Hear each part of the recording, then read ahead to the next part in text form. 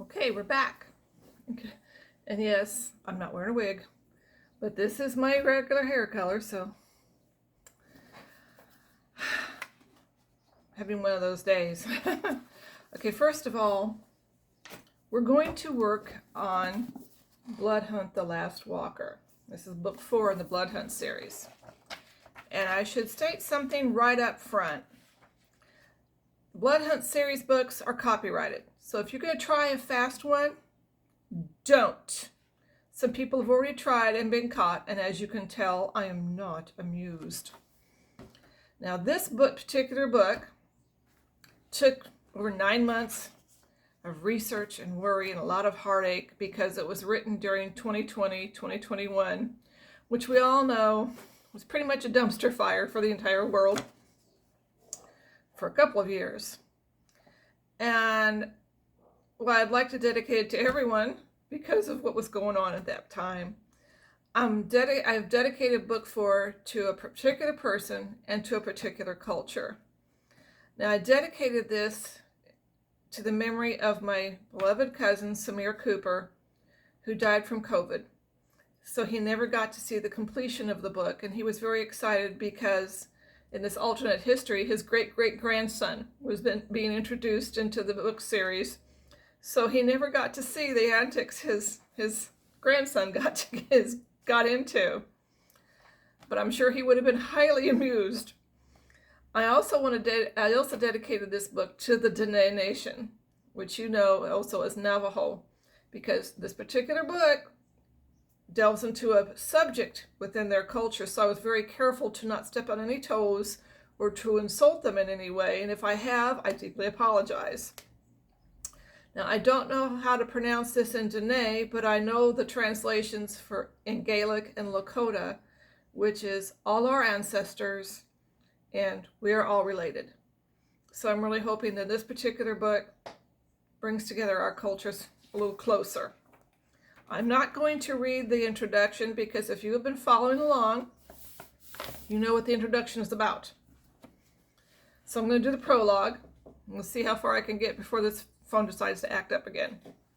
The prologue happens on May 12th, 2107 at the FAC Survival Training Center on the Zishu Reservation in South Missouri. Finding oneself lying flat on the ground with a wolf standing over you howling as loud as he could and not being entirely sure just how you got on the ground was somewhat disconcerting to say the least. Pushing up on her elbows, just as Falcon rushed into view with Colonel Farrell McMahon right behind him, First Lieutenant Kayla Day-Ann McMahon noted with surprise the deep scratches on her forearms. Huh, they did look as if they were made by claws.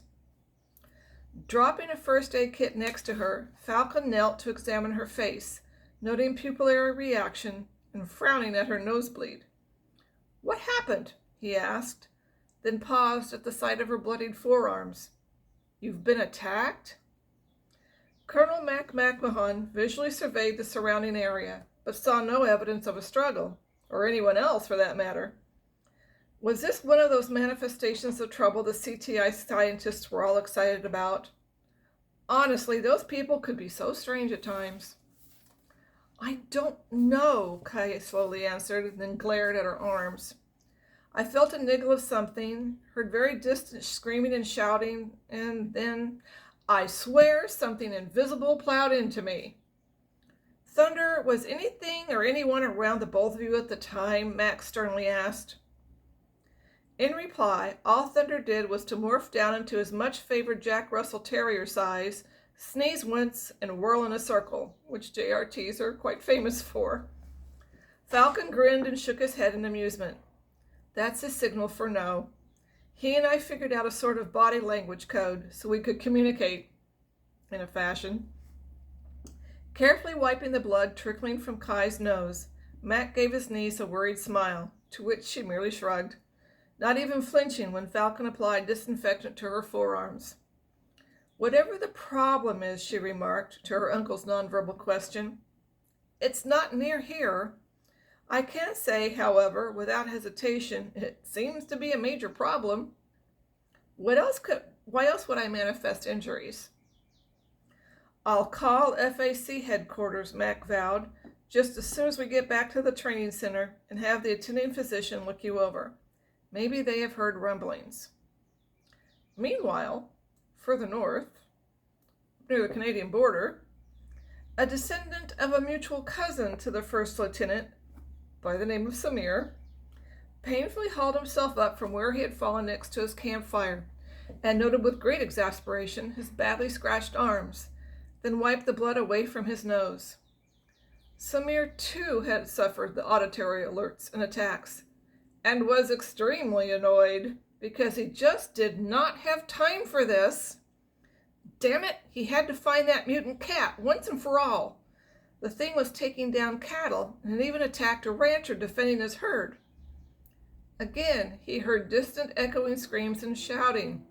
All right, he muttered while gathering up scattered gear. I'll contact the Hunter Guild about this. Damn, at least let me get sorted out. Stubborn, these two. Kumdakwe hated that sometimes her hunters had to suffer indignities upon receiving urgent summons.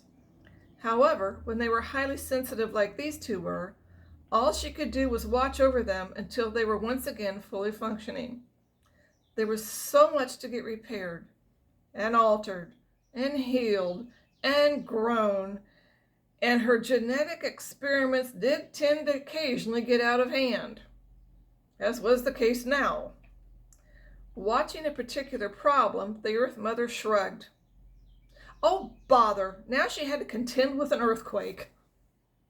And that is the prologue for Book 4, Bloodhunt the Last Walker. Go get it. You'll have fun.